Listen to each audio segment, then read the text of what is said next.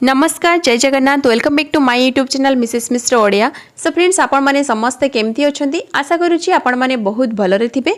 मु बहुत दिन परे आपण मानको पई गोटे नवा वीडियो नै कि आसीची। एबे फ्रेंड्स खरा दिन आसी जाईची। खरा दिन रे कोन हुए ना हमर स्किन बहुत ऑयली हे थाए, सेति पई स्किन रे हमर बहुत सारा पिंपल्स बाहरी थाए, हमर डार्क सर्कल देखा जाई थाए, स्किन रो ग्लो दूर हो जाई थाए। एई सब प्रॉब्लम पई मु आपण मानको पई एई रेमेडी प्रिपेयर करिची। आशा करूची आपण मानकु ए रेमेडी निहाती भल लागिबो। तो फ्रेंड्स चलंतु डेरी न करी वीडियो को स्टार्ट करिबा। सो फ्रेंड्स सेति पई आमे फास्ट गोटे टमाटो नबा। टमाटो को कोन करिबा ना ताकू आमे कट करिकि तारो रस बाहर करिबा। सेति पई आमे गोटे फास्ट बाउल नबा। देखंतु मो एठी गोटे बाउल नै जाईची। एथिरे आमे कोन करिबा ना टमाटो को कट करला परे सेथिरे आमे गोटे चामच बा 1.5 चामच आमे सेथिरे टमाटर रस बाहर करिबा। आमे जो अनुसार हमर स्किन रे अप्लाई करिवार थिबो सेही अनुसार आमे ताकू रस बाहर करि नबा। देखंतु मो एठी टमाटर रस बाहर करनेली। एथिरे गोटे चामच लेंबू रस को ऐड करिबा। देखंतु मो एठी गोटे चामच लेंबू रस ऐड करनौची। टमाटर रसरु बा लेंबू रसरु हमर स्किन को बहुत सारा बेनिफिट मिली थाए। एबे इथिरे हमर नेक्स्ट इंग्रेडिएंट को ऐड करनबा। देखंतु मो एठी गोटे चामच महू को ऐड करनेली।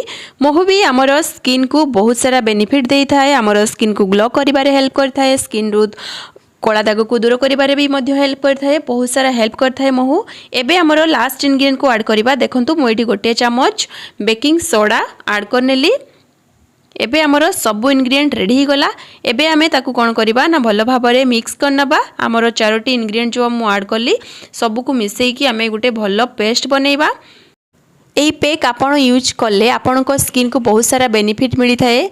आपण को स्किन को ऑयली हेबा पई दिए नाही, आपण को स्किन रे पिंपल्स हेबा पई मध्य दिए नाही, डार्क सर्कल को दूर करि थाए, जे कोनोसी कोला दाग थिले सेटा धीरे धीरे कमी थाए, आपण को स्किन रे बहुत सुंदर ग्लो मध्य आसी थाए। तो फ्रेंड्स देखिले तो एथिरे जो मु चारोटी जाको इंग्रेडिएंट को ऐड करिछि से चारोटी जाको इंग्रेडिएंट आपन को इजीली अवेलेबल हे जिवो। सो फ्रेंड्स आपण एई पैक को सप्ताह रे 2 थरो अप्लाई करिवे। आ सप्ताह रे 2 थरो अप्लाई करला परे आपन को देखिबे आपन को बहुत सुंदर रिजल्ट मिलिबो। सो फ्रेंड्स देखंतु मु एबे स्किन रे अप्लाई करनौची। अप्लाई करिबा पूर्वरु आपण माने सब बेले गोटे कथा मन रखिबे, जे कोनोसी भी पैक लगांतु ना काहे कि आपण लगेइबा पूर्वरु आपण को स्किन को भलो भाबरे क्लीन करनेबे। देखंतु एमिति सर्कुलर मोशन रे आपण अप्लाई करिवे, तार रिजल्ट भलो आसी थाए। ए पैक को आपण फेस रे, आपणकर बेक मूल रे, आपणकर हाथ रे, गोड़ रे, आपण जे कोनोसी जगह रे भी आपण ताको अप्लाई करि परिबे। एबे कोन करिबा ना ताको आमे किछि समय ड्राई हेबा पई छाडी देबा।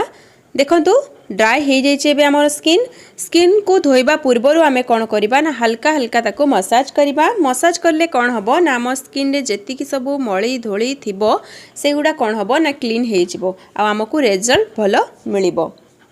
देखंतु एम्ति हल्का हल्का मसाज करनेबे। देखंतु फ्रेंड्स मु एबे हाथ को क्लीन कर नेछि। आपण माने निजे जानि पारुथिबे पैक लगेइबा पूर्वर मोर स्किन रो कंडीशन आउ ता परे केमती कंडीशन रहिछि।